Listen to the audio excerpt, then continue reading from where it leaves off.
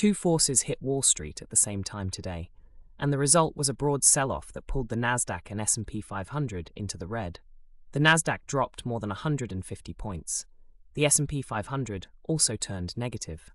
Neither index was spared, because the two pressures driving this session, a tech pullback and rising tensions involving Iran, pushed in the same direction at once. Start with technology. The sector has been one of the biggest engines of this year's market gains.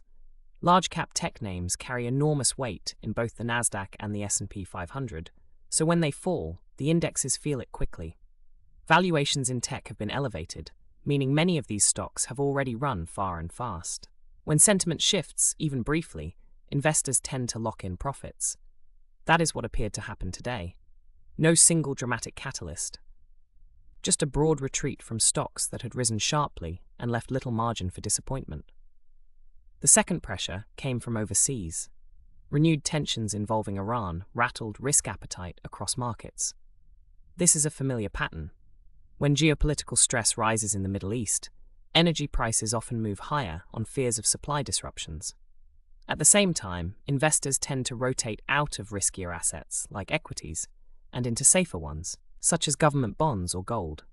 Both of those dynamics were visible in this session. Here is the key point. Neither factor alone may have been enough to produce a sharp move. A tech dip without geopolitical noise might have faded quickly. Iran headlines without the tech sell-off might have caused only a modest retreat. Together, they reinforced each other, and that is when markets feel the full weight.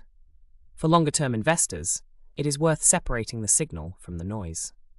Single-session declines driven by geopolitical headlines, rather than shifts in economic fundamentals like earnings, employment, or Federal Reserve policy, have historically tended to reverse once the headlines cool. Markets have absorbed Middle East tensions before and recovered. That said, sustained pressure in the region is worth watching for a specific reason. Higher energy prices feed into inflation.